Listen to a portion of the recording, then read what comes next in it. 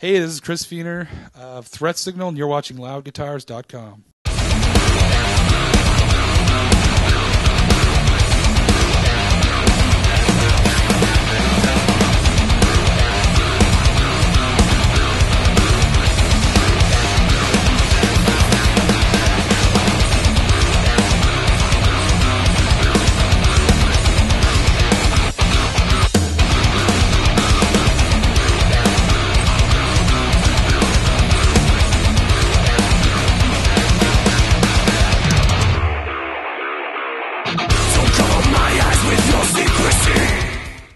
Hi, this is Pamela Ashton, and I'm here with Chris Feener of Threat Signal.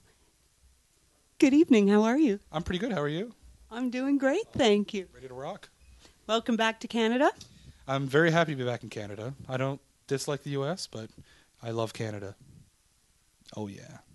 So you're here for just 2 nights, 2 shows? Actually, we played in Toronto last night, Montreal tonight, and then we're headed to Quebec City in 2 days. We have a day off tomorrow, and then we're back into the U.S. So, yeah. And then we're doing, I'd say another 3 or 4 shows in the U.S., and then it clues up after that, so. And what's planned for after the tour? Not a whole lot, really. We're looking at just basically putting together whatever tours we can. We're just kind of taking it, a little bit slow at the moment because we're just really trying to make it work for everybody financially and stuff. So that's pretty much where it is. We only want to do things that are really going to benefit the band. And this tour so far has been, pretty beneficial for the new album.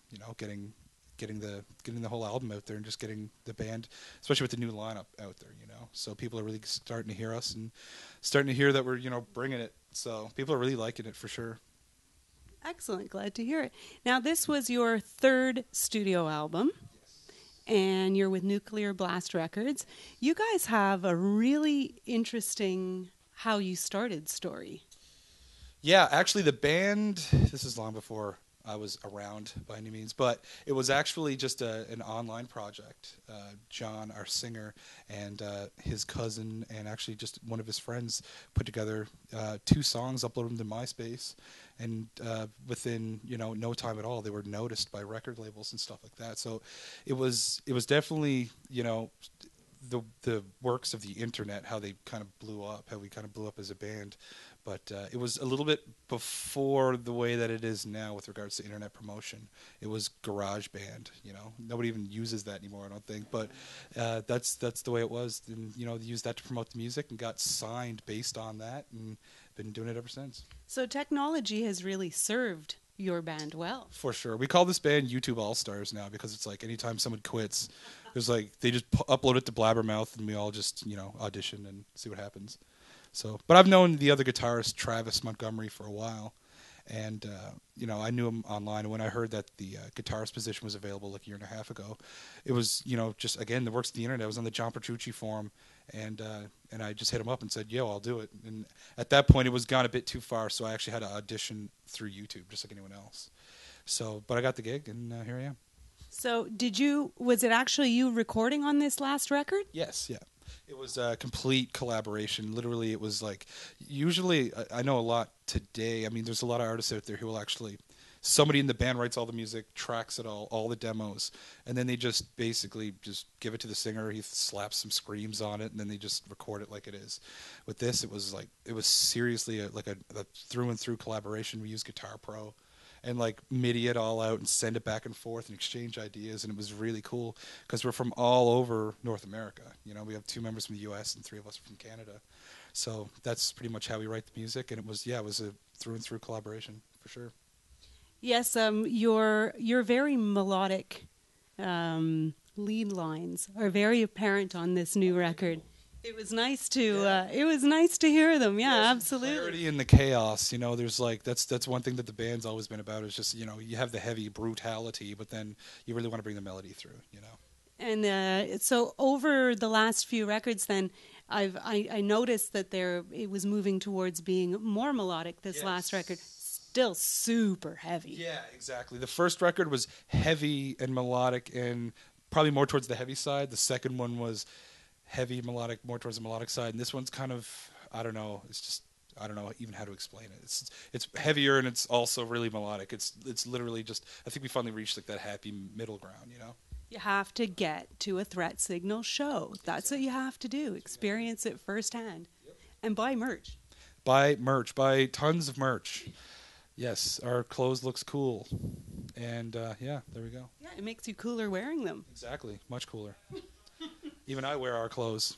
Very good. Can you talk to us a little bit about a guitar idol in Europe? That was in Europe, right? That was I was in London actually. That was really cool, and that was basically how I got my start on the internet, and like that whole promotion thing was just I really went out of my way to annoy people to get votes and all that kind of stuff, and I really just kind of pushed myself on everyone. And today I know like there's a lot of online guitar competitions all the time, and people are just so sick of having to vote for people and all this kind of stuff, but it was like the first of its kind, so I really went out of my way to promote myself, and it didn't seem annoying at the time.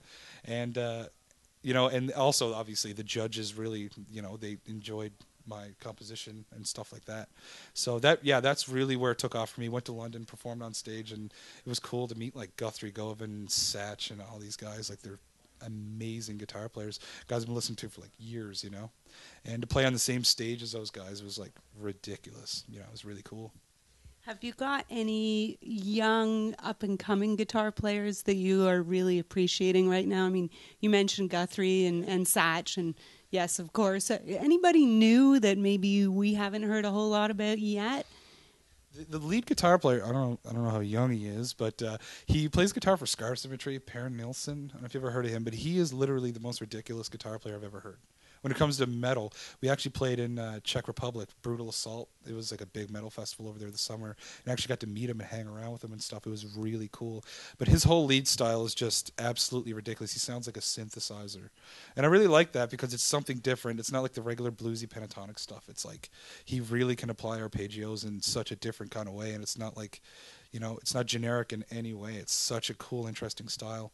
But other than that, I think Guthrie's the best guitarist in the world, and there's no doubting that. Chris, can you talk to me a little bit about some of your solo music, some of the music that you write on your own, your instrumentals? Do you find that it's a departure from what you're playing with Threat Signal? It's when I write instrumental music, I really go out of my way to make it sound not like anything in particular. And I think I'm like, only over the past year or two have I really found a sound that I'm really into. One of my favorite guitar players of all time is Jeff Coleman. He played with like Cosmo Squad.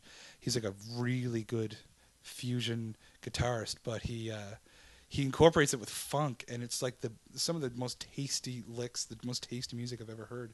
So I try to like take that and then take, the hard rock approach that I can't ignore. I grew up on Kiss. Kiss is like one of my favorite bands of all time, just because that's what I was introduced when I was really young, and that's what really pushed me into wanting to listen to rock music. But when I write my own instrumental stuff, it's always something different. I can never settle on one style, because you don't necessarily have to, and that's what I like about it. Is there's really no barriers, So, and it's not always metal. It's actually less metal usually than anything else. So does your gear really change? Like, if you're going to record some of your own music, let's say, and you're going to be versus what you do with Threat Signal, do you use the same gear, different settings, or does your gear change? I've never really been that big of like a gear guru per se. I've always just used what I had and what I could afford, and that's it. Right now I'm using the XFX Ultra, and that literally does everything. So that's what I use. I gig in a cover band back home, and I use it for that, and we play everything from like Lady Gaga to Kiss and everything in between, and and that's pretty much what I use. I really, like I said, I don't really spend a whole lot of time investing tons of money into gear. I'm touring, obviously I make tons of money. Oh, of course. Yes, but no, it's something that I really haven't gotten into. It's obviously something that I want to get more into in the future when things start working out, but we'll see what happens. Is there any piece of advice that you would have for anybody just starting out? Yeah, I remember Yngwie once saying something along the lines of, you literally need to be obsessed in order to take it to a level, that you want to like do it as like a profession. It's weird because I'm pretty sure I have OCD. It hasn't been like diagnosed by any means, but if there's something I can't play, I will literally sit there for days until I can do it. And it's the one thing that I have like the utmost patience for. You know, a lot of things I just can't handle. Like I freak out about a lot of things, but when it comes to guitar and I'm trying to track something, if I can't get it right within the first like 700 tries, I'll just do another 700, and it's like no problem, you know. So that's the thing. You just literally need to have your heart and soul in it. Not only that, but you know, on a technical level, if you want to, you know, improve that kind of stuff, it literally just boils down to doing it in your sleep. Like when I sit in front of a TV, if I'm watching something, I always have a guitar in my hands, just doing stuff. It's like subconscious. You get to a point where it's all you do, you know. And how old were you when you realized that you absolutely needed to play guitar? When I was like 5, I used to air guitar to Kiss records in my bedroom. And it was like the most embarrassing thing ever when you got caught. But I just knew that that's what I wanted to do. I just wanted to perform. I just wanted to play guitar, you know. And when I turned 8, I got an acoustic guitar, and I hated it. I thought it sounded like crap. And it wasn't what I wanted. It wasn't that hard rock sound. So for a few years, I was like, I want to play drums. I don't really like this. And then I came back to the guitar and got like this like package thing where you get like a 5-watt amp, and then I realized if I turned it up loud enough, it started to smoke and it would stink and all that kind of stuff. It would get that little bit of breakup. And that's when I knew. I was like, yeah, that's what I'm hearing, you know. And then from there, I learned how to read tab, and then got into Metallica and Ozzy, and that was the end. I've seen some tutorials on YouTube. I've seen some lessons that you've given. Are you still teaching? Yes, actually. I teach through a website called infiniteguitar.com. I've been down there now for a couple of years. And it's basically just this, you pay a monthly subscription, and I just upload monthly lessons. You can go on there, get backing tracks and all that stuff. I also teach via Skype, just like one-on-one with people from all over the world. And I also teach privately at home. So it's pretty much the best outlet for a musician when they're on their downtime. Absolutely. And without that, I'd probably be, you know, screwed. So how does somebody reach you if they would like to get a lesson from you? Facebook, email. I'm pretty active on the internet. YouTube, literally anywhere, you know. Yeah, I literally accept all friend requests on Facebook, so I'm going for the 5,000. Getting pretty close now. So get in while you can. And get a shirt and go to a Threat Signal show. Exactly. Have we got anything more that we'd like to tell these people? I don't really know. I just really like this thing. I think this is really cool. Okay, well, we'll let Chris play with the Riff Tech bands, and this is Pamela Ashton with loudguitars.com. Thank you, Chris. Trying to do that. Doesn't really work.